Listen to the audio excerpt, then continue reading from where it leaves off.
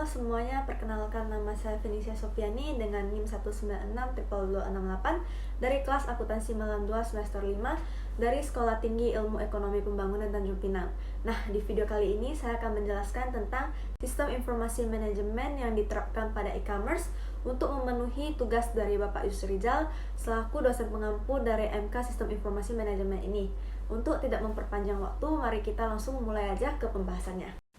Untuk pembahasan penerapan sistem informasi manajemen pada e-commerce ini, saya mengambil contoh penerapan sistem manajemen informasi pada aplikasi Gojek. Perusahaan Gojek Indonesia sendiri didirikan oleh Nadiem Makarim pada tahun 2010. Seperti yang kita ketahui, pada aplikasi Gojek itu terdapat dua cara pembayaran, yaitu cash dan cashless, yang biasa kita sebut dengan GoPay, yang dapat digunakan untuk membayar semua jenis layanan yang ada dalam aplikasi Gojek.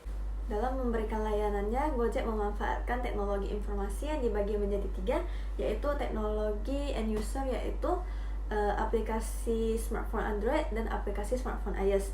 Nah, yang kedua teknologi database, yaitu cloud computing dan smartphone storage. Yang ketiga adalah API atau kepanjangannya Application Programming Interface, yaitu Google Maps dan Google Play.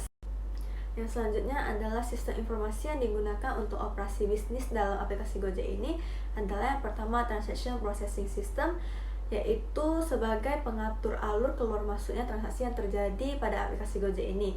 Yang kedua adalah Process Control System, di mana semua proses pemesanan dan bookingan dari customer merupakan bagian dari sistem informasi ini. Yang ketiga adalah Enterprise Collaboration System, yang memudahkan pertukaran informasi pada internal perusahaan yang menghubungkan seluruh cabang Gojek di berbagai daerah untuk masuk ke dalam suatu jaringan. Kemudian untuk sistem informasi yang digunakan untuk pengambilan keputusan manajemen, yang pertama adalah Management Information System, yaitu untuk memudahkan pihak Gojek untuk mendapatkan data khusus. Nah, yang kedua adalah Decision Support System, yaitu data yang diperoleh dari sistem informasi yang didapatkan dari pengumpulan data sebelumnya digunakan sebagai acuan oleh manajer Gojek untuk membuat keputusan. Yang ketiga adalah Executive Information System, di mana pihak Gojek memanfaatkan sistem informasi untuk menentukan kebijakan peningkatan keseluruhan perusahaan dan membuat kebijakan agar dapat bersaing. Selanjutnya saya akan menjelaskan beberapa menu layanan yang terdapat pada aplikasi Gojek. Nah, yang pertama adalah Instant Courier, di mana Gojek bisa dimanfaatkan untuk pengiriman barang secara real time. Yang kedua adalah transport atau jasa transportasi. Nah, sesuai dengan namanya yaitu Gojek, kita juga dapat memanfaatkan aplikasi ini untuk media transportasi ketika kita kesulitan dalam mencari transportasi, khususnya pada saat macet. Nah, yang ketiga yaitu food delivery. Kita juga dapat memesan atau mengorder makanan tanpa kita harus secara langsung pergi ke restorannya. Yang terakhir yaitu shopping. Nah, pada layanan ini Gojek dapat membantu kita untuk berbelanja dengan detail barang-barang yang kita kehendaki. Nah, yang selanjutnya adalah fitur yang terdapat pada 4 menu utama pada layanan aplikasi Gojek ini. Yang pertama adalah input data.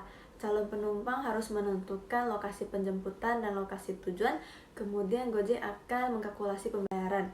Nah, calon penumpang juga harus menentukan pembayaran yang dapat dilakukan dengan dua cara, yaitu cash atau cashless, atau yang biasa kita sebut dengan GoPay. Yang selanjutnya adalah driver on the way. Nah, setelah melakukan pemesanan, aplikasi Gojek akan merespon untuk mencarikan supir driver yang terdekat dengan calon penumpang. Pada fitur ini, calon penumpang juga dapat melihat GPS untuk mengetahui keberadaan supir Gojek dan juga mengetahui estimasi kira-kira berapa lama supir Gojek akan sampai ke lokasi calon penumpang. Yang ketiga adalah SMS dan call. Nah, ketika supir Gojek belum sampai ke lokasi, maka calon penumpang dapat menghubungi Gojek melalui fitur ini. Nah, yang keempat adalah driver review. Pada fitur ini, penumpang dapat memberikan komentar dan rating mengenai pelayanan yang diberikan kepada supir Gojek. Selanjutnya, saya akan menjelaskan kelebihan dan kekurangan pada aplikasi Gojek. Untuk kelebihannya, yang pertama, kita tidak perlu lagi sibuk mencari driver ojek. Yang kedua, harga sudah ditentukan langsung dari aplikasi Gojek. Yang ketiga, untuk keamanan bisa dibilang terjamin. Yang keempat, kita dapat meng-cancel orderan. Yang kelima, kita tidak hanya dapat memesan untuk diri sendiri, tetapi juga bisa memesan untuk orang lain. Yang keenam, driver yang mudah didapat karena tersebar banyak driver di dalam kota. Yang ketujuh, pelayanan yang maksimal. Yang kedelapan, kita juga dapat melakukan pembayaran dengan dua cara, yaitu cash atau cashless yang biasa disebut dengan GoPay. Yang terakhir adalah kekurangan dari aplikasi Gojek. Yang pertama, kita tidak bisa memilih driver. Yang kedua, harus menggunakan jaringan internet.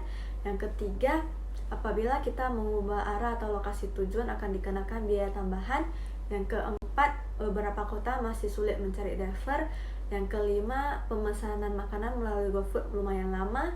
Yang keenam, harga makanan di GoFood jauh lebih mahal dibandingkan harga yang sebenarnya. Baiklah, sekian penjelasan saya mengenai penerapan sistem informasi manajemen pada e-commerce di aplikasi Gojek ini. Apabila terdapat kesalahan dan kekurangan, mohon dimaafkan. Terima kasih atas perhatiannya.